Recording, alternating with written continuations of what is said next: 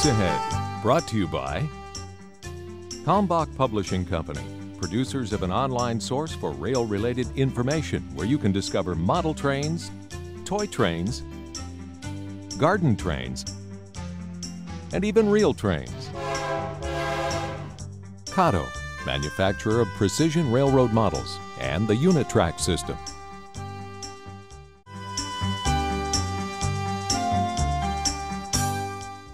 Hi, I'm Spencer Christian. On this episode of Tracks Ahead, we'll visit a model railroad with a European theme, visit a literary critic and avid train rider, and journey into the woods of East Texas, where steam is still king. But first, every year, major attractions like the Grand Canyon and Mount Rushmore draw huge crowds. A lot of folks think those pale in comparison to a spectacular train layout in New Jersey. Sometimes all you hear from a layout are train noises. Well, not here.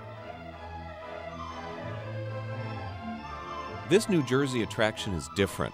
This, all of this, and this, and this is Northlandz. In the heart of Northlandz, and on the tour, people will pass through it 4 different times. We have our theater pipe organ. It's a 5-manual, partially Wurlitzer hybrid. These are organs that played in the 20s to support the silent films. It's more of an attraction than we thought it would be. And we have different professionals playing throughout the week. I'm also a professional musician. I play a couple days. And it's a pretty neat attraction. It's a pretty neat part of the place. People like it. A layout this huge doesn't just happen overnight. It's more like a kind of evolution. The history behind Northlandz, my wife and I in 1972 bought a couple acres of land, a few acres of land nearby, built a house, and the basement was for the trains. And over the next 18 years, we added 5 basements onto the side of the basement all the way out. And it used to take 80 men to run the old railroad. We used to open it 2 weekends a year to the public. Proceeds went to local charities. And from all of that, we learned how to do Northlandz from the experience from that. So in 1990, we decided to tear it down, and we bought this land on Highway 202 here, designed and built the building, and started all over again. Before this new version was built, all the plans were drawn up. Bruce says the key was having a solid plan, which included some major league raw numbers. About 40,000 feet of track. There's a couple 100,000 pounds of plaster to make all the mountains and rock work. There's enough lumber inside the building to support everything to build about 42 large houses. We run currently about 115 trains at one time. That'll eventually grow to about 130. We only run probably about 1,300 cars. The amount of trees in Northlandz is around a couple 100,000. They're not counted specifically. That's a rough guess. It's the lichen representation in the mountains, and then other trees are scratch-built. There's a few thousand that are scratch-built, and a lot of them are woodland scenic trees. With all levels and so forth, the building is a 52,000 square foot building. The layout for Northlandz was every square inch was designed out completely before we started. And had a stack of papers about 4 feet high with all the design plans. There's a lifetime of work, even though it looks finished, and basically it is finished, but there's a lifetime of work on major projects to be done in here. And if the finances are there, we hope to triple the building in the next year or 2. And then we'll have 3 different shows, and we'll go much higher so we can do the Swiss Alps and the Himalayas, things like that. The amount of people we get here in a given year to Northlandz is somewhere between 125 and 150,000. Some years we've had more. Well, the control center, this is where we run the currently 115 trains from. And we have TV monitors on most of the system, plus all our meters and lights that tell us what's going on with the trains. Plus we have spotters walking around all the time. Unlike a lot of layouts, the action here doesn't stop at the door. Outside we have a terrific outdoor train ride with a 3/4 size train that's for big people as well as little, a 3-foot gauge. Leaves our station, goes through our tunnel, out along the river, back through the woods, over the big bridge, back to the station. It's a pretty neat little ride. There are many reasons to come, and, according to Bruce, many reasons to spend some time just soaking it all in. The breathtaking scenery is probably what catches most people. You know, the 3.5-story mountains, the big canyons. We have a lot of funny things that some of the purists may not like, but we have a toothpick farm, the world's only toothpick farm. We have a mile-high miniature golf course. We have Grandma's Pit, where they had to dig around her house to make this quarry because she wouldn't sell. We have a tremendous amount of industrial buildings, all scratch-built. A lot of people are fascinated by the bridges. Some are 30 and 40 feet long in HO scale. Just remember, as large as Northlandz is, Bruce wants to make it still larger. Being a model railroader means that you can create any locale you want for your empire. Most people recreate old vanished railroads, but some prefer the compactness and scenery of Europe. Marcel Trautwein has recreated scenes from his youth. The Wildwood Scenic Line still exists and is now part of the Grand Day Illusion mainline passenger service into the mountainous region. Marcel Trautwein has always been interested in trains. This layout's been a work in progress since 1978. Well, when I first bought the house, I saw this empty basement, and I already had in the back of my mind that I wanted to build a model railroad. I built other layouts before, but they were a lot smaller than this. This one here is actually permanent, built into the house. If I ever move, I cannot take this with me because it has a cycloramic backdrop, floor-to-ceiling scenery. The cycloramic means it's curved both ways. It's curved from the ceiling down to the wall, down to the floor, and then it's curved also in the corners, so it's like a concave effect as you're looking into the corners. As you see, there's no lines. I wanted to give it the illusion of depth. He was born in Switzerland. He says that inspired this wonderful layout. I had something about narrow gauge and small mining trains, and there's a lot of that over in Europe. So that reflects in my layout. As you can see, there's a lot of unusual things on the layout with small-scale trains and mining operations, and it kind of brings back my childhood days. And this, all of this, is from his imagination. But when you hear him tell the story, you almost feel like you know the people who live here in Little Switzerland and Bridgeport. This is the highest point a tourist can go, and the view is absolutely breathtaking. In the mountains, weather is always a worry. Same thing in his layout. So the lights start dimming down, and then all of a sudden the lightning starts to flash, and then there's thunder in the background, and then you hear the rain. And basically you have a thunderstorm in the mountains. For Marcel, a lot of the fun of building a layout comes from experimentation and trial and error, and ultimately success. He says people just getting started should try to do their best on their own, but if they just can't figure it out, or if they just plain don't have time, he can help. All this started with the help of Marcel. Stan Olander has had 3 layouts, but for this one, he wanted to go a step further. I visited his layout. I was quite impressed, and I said, I really met quite a craftsman here. And we started discussing layouts, and he discussed the importance of building the benchwork right to start. And that was the secret of successful operation. So I decided he was the guy to do it, and looking at his layout, you could tell he's quite a craftsman. He says the key is the benchwork, the actual construction that supports his wonderful layout, and that he built with Marcel. We built very good benchwork with 1x4 lumber, 5x8 inch exterior plywood, 1/2 inch of homosote, and then cork road bed on top of that. So it's a very quiet operation, but the benchwork is very strong, so it's very stable, no warping the track. And then we did soldered every rail joint and filed it down, and that makes for a smoother operation. Attention to detail brings this layout to life. Stan has spent 9 months just building trees. Well, a tree is very simple. You use economical ground green foam. You can blend your colors, but you put the foam in a bucket or a container, and you can see it's just a powdery foam.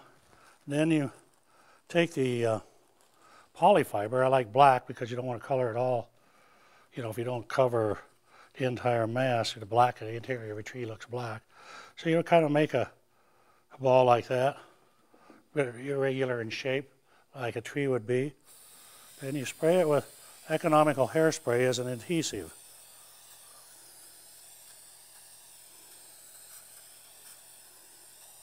And you drop it in the ground foam and bounce it around and coat it completely.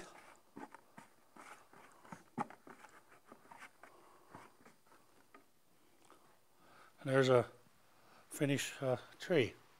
Just that simple. Stan figures it'll take another couple of years to complete his dream layout. He says it would not come true without the special help he got from Marcel Trautwein. Oh, it cut the time in half, or maybe by a year. Less time to get the benchwork going, you know.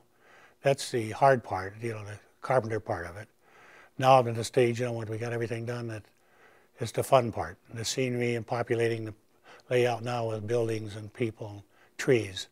It's a feeling of accomplishment. It's a good feeling. I'm fulfilling a need for somebody. There's people that just don't have the time or the equipment, you know, the machines to build a layout, or they just don't have the knowledge because their specialty is in something else. This is where I fulfill a niche. As the years have passed, many unfortunate miners and loggers lost their lives, along with horses and mules, in avalanches or fell off the sides of the mountain, usually loaded down with logs and ore because of the slippery trails in the winter months. For Marcel, one of the nice things about building a dream layout is that it's a dream that never really ends. There's always something new to create, to dream up, something new for the people who live in and around the world he made. I take my hat off to all those men and women that endured the bitter winters and the damp, dreary darkness of the mines when life was simpler but hard and grueling. The California Zephyr travels from Chicago all the way to the San Francisco Bay Area. It's the kind of trip that makes for wonderful stories and, in some cases, an entire book. Climb aboard with Henry Kisor, who has helped immortalize this train in print. We wouldn't want to neglect the great state of Texas in our look at railroading. After all, there was a whole class of locomotives named after the state. You'll still find steam in operation in Palestine, about halfway between Houston and Dallas. This blustery East Texas landscape is the perfect setting for a ride on a steam locomotive tucked warm and dry inside a world of nostalgia and history. Hop aboard and experience a bit of Texas history. Ride 25 miles between Rusk and Palestine. While aboard, think about the fact that this historic ride is built on a line built by prisoners way back in the 1800s. It was started in 1894 by the Texas prison system. They had an iron smelter in the prison in Rusk, and they built 5 miles out from the prison to get iron ore and wood to make the charcoal for their process. And then a few years later, it was extended another 5 miles to Maydale. Later on, it was extended to Palestine, but that was about 1909. Prisoners are a part of recent history, too. In 1996 and 97, prison crews were put to work clearing brush from the tracks and restoring passenger coaches. But this railroad isn't for iron anymore. It's just for the fun of it. Well, it winds through the East Texas piney woods. It's hilly and beautiful. We'd cross so many creeks. We've got almost a mile of trestles. We've got 24 bridges, and the longest one's a little over 1,100 feet. And it's a beautiful ride. The operation is run by the Texas Parks and Wildlife Department. They have steam locomotives that pull some impressive coaches. Well, we have 4 operating locomotives. Number 201 is the oldest, built in 1901 for the Texas and Pacific. Got the 300, was an Army engine, built in 1917 for the Army, and it was later, after World War II, it was sold to the Tremont and Gulf Railroad,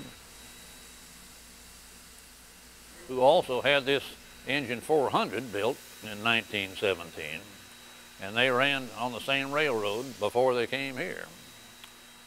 Then number 500 was built in 1911. It was a passenger engine for the Santa Fe. It's our largest locomotive that we run.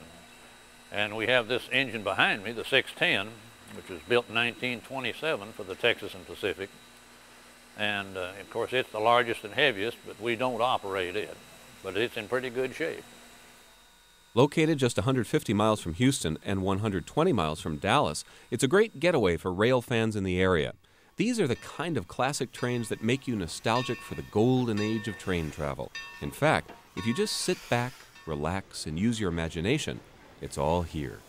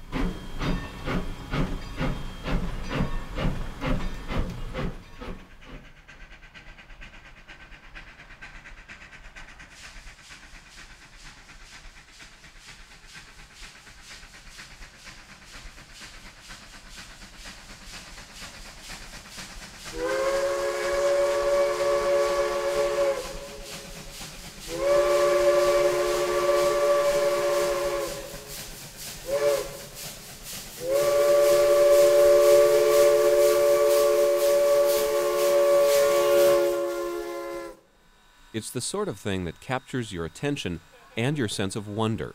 Talk to people like Natasha Bettis, a mechanical engineer by trade. She volunteers to keep it all rolling. You quickly find out that it's not just the passengers who are captivated. There's something magical about steam. You take some fuel and some water, and under the right conditions you get massive amounts of power. And it's amazing to me that 100 years ago they designed something like this with a piece of paper, a slide rule, and a pencil, and this right up here. And doing the work that I do as an engineer, I see that, all the stuff that we do as technical people, we do with computers. And to me, 100 years ago, this was rocket science. And it's amazing that a century later, they're still running and running well. I don't know that things that we would build today would still be operational 100 years from now. It should be a comfort to know that no matter where you are, steam from a locomotive still fills the East Texas skies, and the lonesome whistle always calls you back to the past.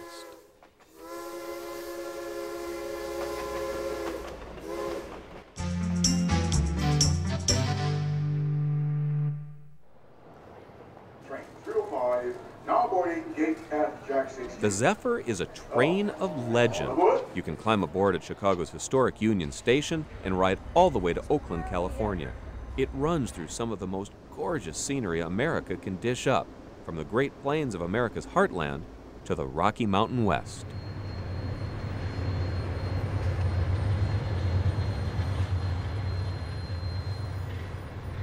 The train is the subject of a book by Henry Kisor called Zephyr, Tracking a Dream Across America. Henry's the book critic for the Chicago Sun-Times. He and his wife Debbie have come to know this train intimately and hop aboard whenever they can get away. This trip is just a quick run out to Glenwood Springs, Colorado and back, a great way to spend a long weekend. Reading Henry's book, you too come to know the train, the scenery, the crew, and the passengers. Did I ever tell you about the time I went to Yellowstone?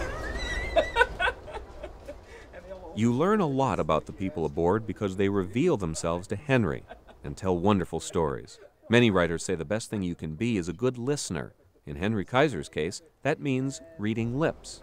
Henry is deaf. He says that helped when talking with crew members. They opened up to me because I think they felt that because I sometimes had a hard time connecting with other people. They have the same experience too with certain kinds of passengers. And I think they were grateful to have someone who was interested in them for themselves, not just as scenery on the railroad. In his book, there are funny and touching stories that relate to his lack of hearing, but it's not a book about a deaf person riding a train.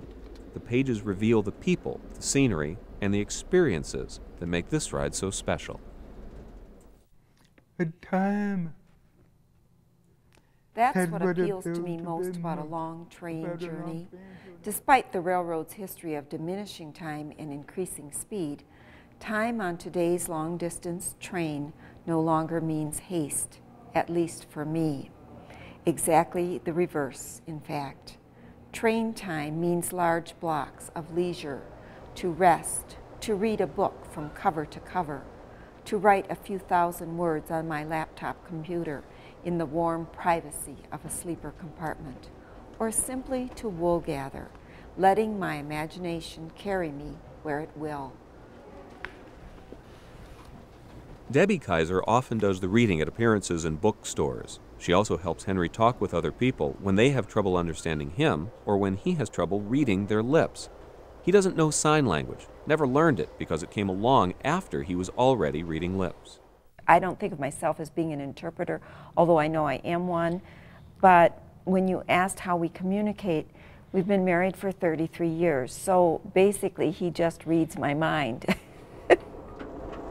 Just by buying a ticket and taking a train, you are signing up for more than just a ride from place to place. In his book, Kisor unveils what most rail fans already know. The train is an adventure in itself. Not just getting from point A to point B. I think Americans have forgotten how to travel. They just want to be there.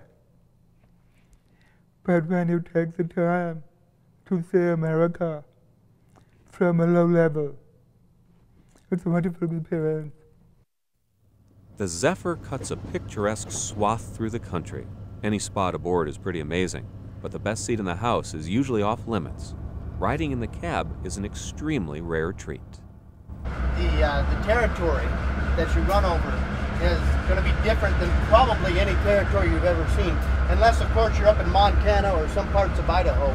You might see similar territory, but it's just, it's unique in that way. You're up steep grades with canyons, and tunnels are cut in there just making cuts for you, and it's quite unique. You follow the Colorado River for 156 miles. It's quite a unique route. When all that scenery makes you hungry, head to the dining car. Unlike the airlines, the food here is fresh and prepared by onboard chefs who use their own recipes.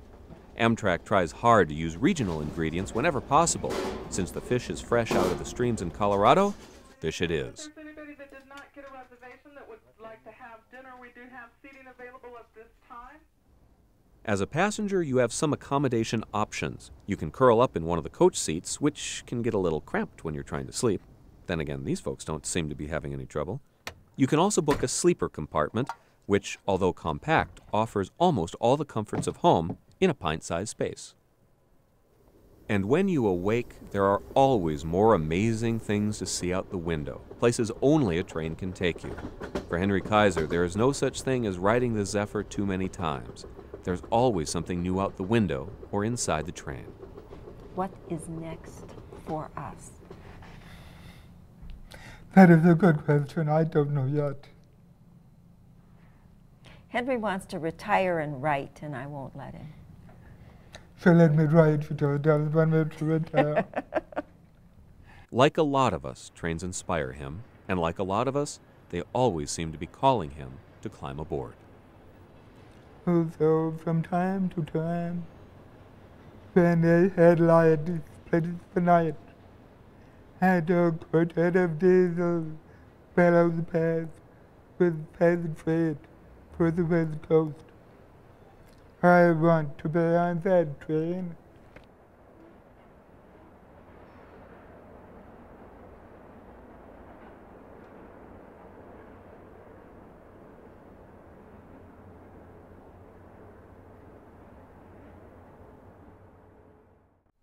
If you want to read more about the Zephyr, pick up Henry's book, Zephyr, Tracking a Dream Across America. Thanks for being with us, and please join us next time for more Tracks Ahead. Tracks Ahead, brought to you by Kalmbach Publishing Company, bringing you Trains Magazine every month for over 60 years, and Classic Trains Magazine, covering railroading's rich heritage.